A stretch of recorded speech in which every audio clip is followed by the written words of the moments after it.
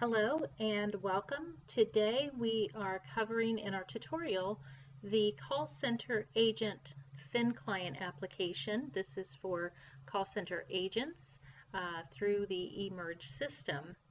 And as we get started today, we are going to cover basically a guided tour of the workspace, how to handle and manage your calls, also how to monitor the supervisor availability within this call center application.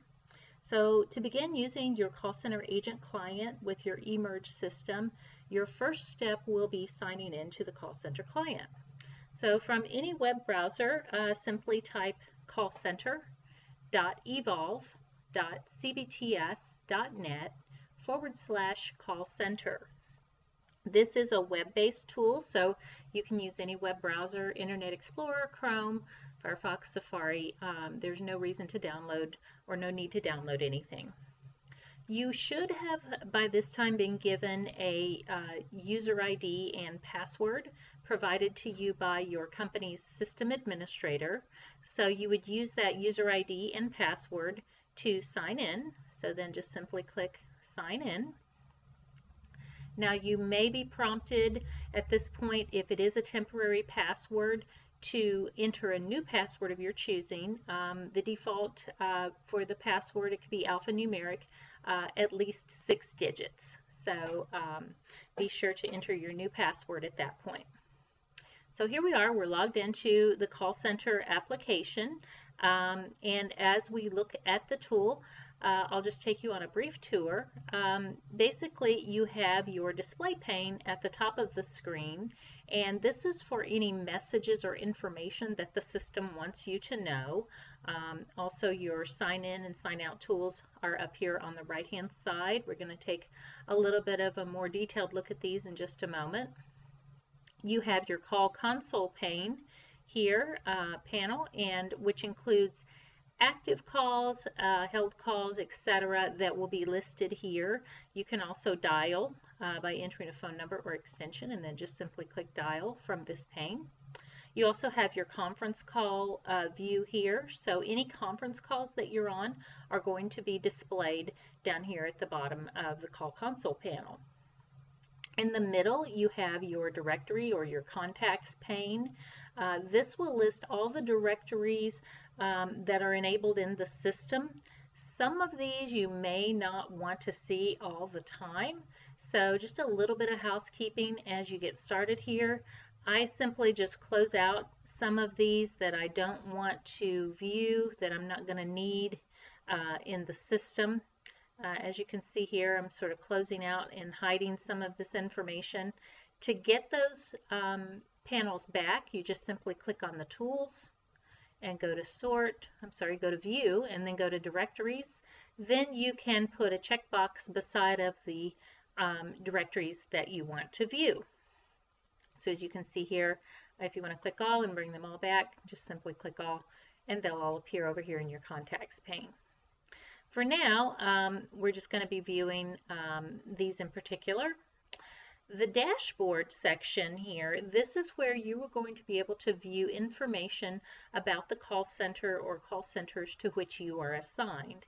As you can see here, it's blank upon initial sign-in. So as you move forward, you're going to click on the tools, and then you are going to select your visible fields here and select your queues. So there's only one call center here. It's our test call center, so I'm going to view that one. Now, as you can see, this already populates. It's going to give you data and specifics and statistics on the call center to which you're applying to here. So it's going to give you a little bit of information like how many calls are in queue, longest waited call, average handling time, how many people are staffed in the queue, average speed of answer, estimated wait time. You can modify this if you want to go ahead and select your visible fields. So let's say I don't want to view service mode. That's not important to me. And I don't really care about the average speed of answer or the average handling time. What's important to me is how many calls are in queue, the longest waiting call, the expected wait time, and how many agents in our call center are staffed today. So I click Save, and then as you can see, it modifies the call center. What's really important when you first log in as a call center agent too is just a bit of housekeeping. So what you should do is go ahead and click on Settings. When you click on Settings, a suggestion here, if you want to change your password, you can click Change Password here. And if you want auto pop on incoming calls, you just simply enter the checkbox here. What this means is basically calls that come in, if you have this screen minimized for whatever reason while you're working throughout the day, and then any incoming calls will automatically cause this application to pop up. Now, I personally don't care for the auto pop on incoming calls. I'd rather just maximize the screen when an incoming call comes in. But you may be different. You may want it to auto pop on an incoming call. Here you can also change your date format.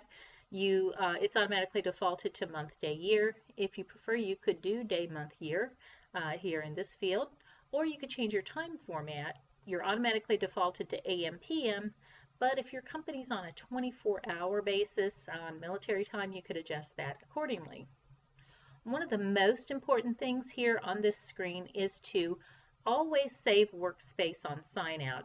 I highly recommend that you check this box and then click Save Workspace.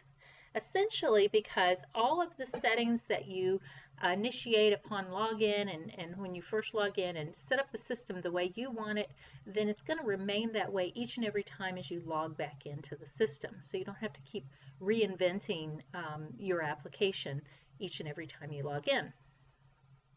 Application, basically, if you're able to sign in or sign out of your call center that you're assigned, this is what you're going to want to do next, is click here and click to sign in to the particular call center or join the particular call center to which you are assigned. There might be more than one here, so you could join or unjoin at any time as needed. In some applications, you might only need to log into a specific call center if there are a lot of calls in queue and you've been alerted to, hey, sign into that particular customer service call center. This would give you flexibility and availability to do so. So this is where you'd put a checkbox beside of the call center to which you want to receive calls. You may have this option. You may be already automatically applied depending on how your system dictates. Services here, just a little bit of FYI information. Do not disturb, obviously when you're signed into a call center or when you're not signed into a call center, do not disturb on your phone automatically. You're not able to receive calls. Also, if you forwarded calls, you're not able to receive call center calls. Plugins, basically one thing you do need to pay attention to here in plugins, you can easily add a shortcut.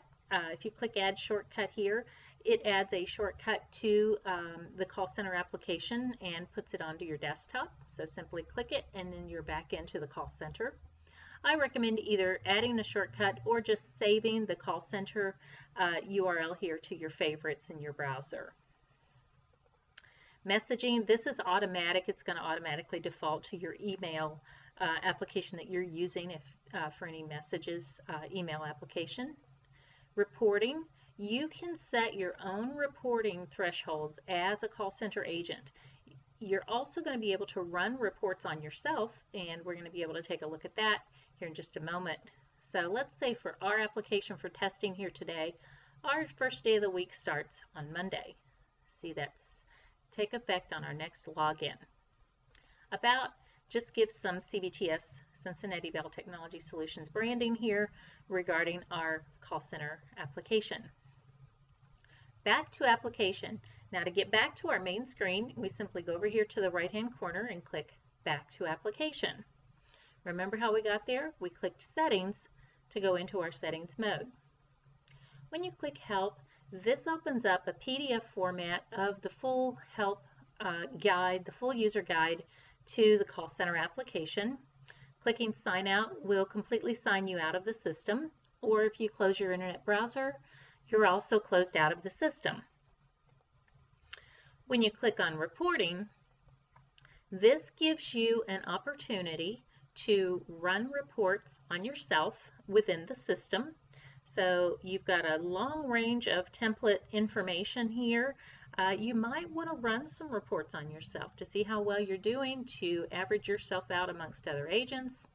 A good one is the Agent Activity Detail Report. This is a full report that you can run on all of your call center activity. You can use a start date and end date and run a historical report. So if you wanted to run it over the past week, the past month, etc., you pick your start time, click Run Report, and then you would receive a full report on your call center activity detail. Here's other ones, your call agent duration, call report, call detail report, etc. Call by skill report. This only applies if there's a skill set involved with your call center. Check with your system administrator, your company administrator, to see if it is set, your call center is set by skill activity or not. To close out of this application, you just simply click Close, and it will close that dialog box. So let's take another look here, up here at the top right-hand corner again. This is something that's going to be very important to you as you sign in future reference for the call center. When you sign in, you may be not already set as available. So if you're not set as available, you would then eventually set yourself as available when you are ready to receive calls. Sometimes your system administrator and supervisors might want you to automatically sign in as unavailable or have you signed out, for example. So if you are signed in as unavailable, you simply make yourself available, then you're ready to receive calls in the call center. If you notice here, you've got some unavailable settings. You may not have this one. This is just for testing, obviously. But let's say, for example, your supervisor says, I need for you to sign out for lunch. So go ahead and sign out for lunch. This bodes very well on the reports. This shows, no, I wasn't active during that hour. I was gone to lunch. So that actually shows a lot of great information when they start running reports if you use this effectively. So see, now I've signed out for break. When you come back into the office after your break, you just make yourself available again. So paperwork, personal training, special projects, meetings, etc. So you're going to have a default listing here on your own application for your call center client. So for now, we're going to log in as available. One thing that I do want to show you on the call console, when you want to place a call, you just simply can type the phone number and then click dial, and the call will be initiated. You can also call anybody within your enterprise over here in the contacts pane. So if you wanted to call an individual in your company directory, when you click on enterprise, this is the full company directory of all active lines within your eMERGE system. So here's this individual. You can simply click to call, and you'll start initiating a phone call. The system does not call through the computer. When you click call, your phone actually starts dialing out to that individual. So if you're not wearing a headset, it automatically defaults to speaker mode. So you can either pick up the receiver at that point, or if you're wearing a headset, then it's going to go directly into your headset. When you click extension, obviously it's going to dial that person's extension. Okay. So also within the call console, I do want to show you that you do have a call history. So when you click call history here, you're going to see a listing of all your missed, received, and placed calls. You can click on that call history, and let's pull that over, and actually call those individuals back just by simply clicking call. Okay.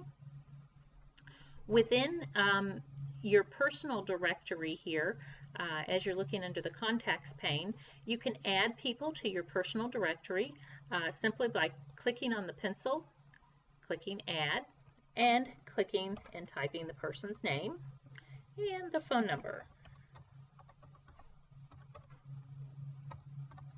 And then if you want to save this information, just click anywhere outside of the dialog box, and now that is added.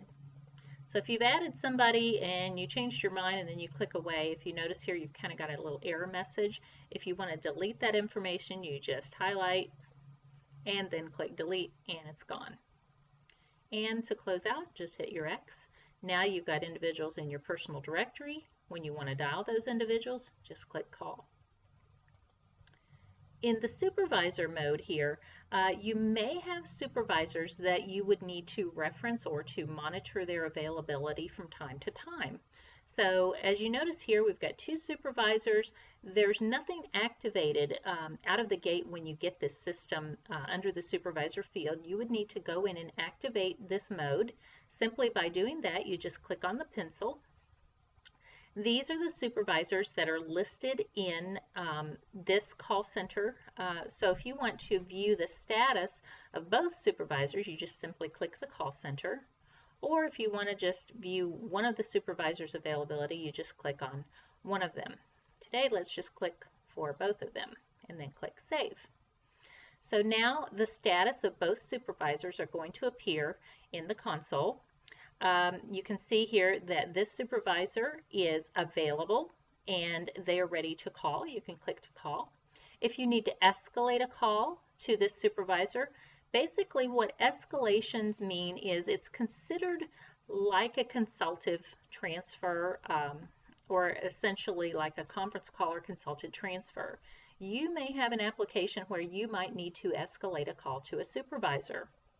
So therefore you have an active call, you want to click escalate. Once you click escalate, it basically will start a conference, or I'm sorry, a basic conference call. Yeah, I guess you could say that, a conference call between you and the supervisor. Then you could add your original caller into the conversation. So we're going to look more into escalations here in just a moment. There's a regular escalation and then there's an emergency call escalation as well. Here we look at this other supervisor and we see that this person has Do Not Disturb enabled. So we can't necessarily do much with this supervisor at this point because they have Do Not Disturb listed.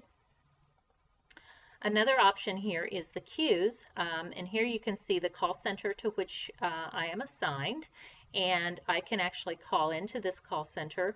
I could actually transfer a call also into this call center, so or another call center, for example. Directories, this is going to list each and every directory that you have in the system, so you can easily access that. Also here on the search mode, if you're searching for someone within your directory, you can simply start typing their first or last name and then click Begins With, and any of those folks are going to appear, I think I misspelled it, and any of those folks are going to appear in the directory. So let's try again. Okay, there we go. So you see this person is listed here. That's actually me. I can call, I could transfer, I could escalate to that individual. I could also call or email this individual. Okay, so to get rid of this, you just simply put an X beside of that. Okay, so next I do want to show you as calls come in to the particular call center, I want to show you what an outbound call looks like, an inbound call looks like. So I've got a last number dialed here that's going to show up. I could also click redial and it's going to show any numbers that I have called. If I click up here, I can group any of my calls accordingly. But I'm going to go ahead and I'm going to call the number that's listed here on the screen.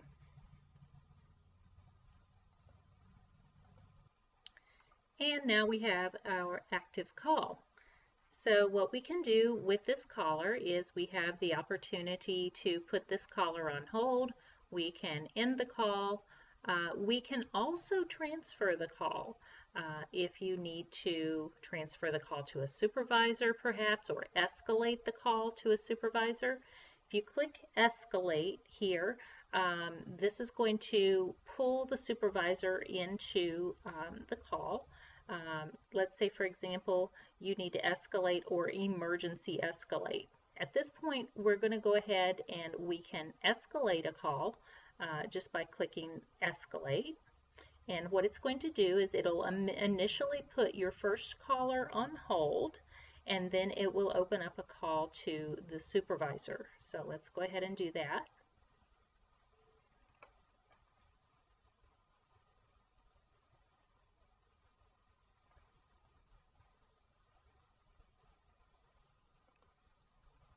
Now, to do an emergency escalation, which would be basically immediately pulling the supervisor into the conversation, you just simply click emergency on the supervisor. You also have the option here to any supervisor that is available to do escalate, and you can do emergency to any supervisor on the list that's available.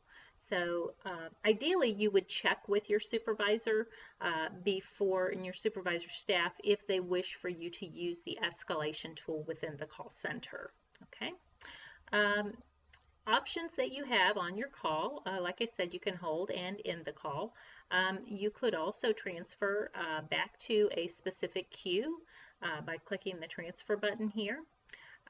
You can also transfer within your directory. So you can click to transfer, and that would blind transfer to that individual. When you click call, then you're actually calling that individual and putting your initial caller on hold. Then you have the capability to either do a conference call with this caller, or you could then execute the transfer button to do a warm transfer. An incoming call, as it is initiated in the call center, is going to pop up, and then you're going to be able to answer that incoming call. Once you answer that incoming call, again, you have the opportunity to put that individual on hold or end the conversation accordingly. So for the duration of your call, you can see here that it's coming in on the call center. If I put the individual on hold, they begin hearing hold music immediately, and or then if I want to retrieve that call, I can click answer and bring that person back onto the call, onto the conversation. So very cool tool. I'm going to go ahead and end the call here now that we have our call ended and in my conversation. As you move forward with your call center, you may also be, at the end of each call, you may be put in a wrap-up state.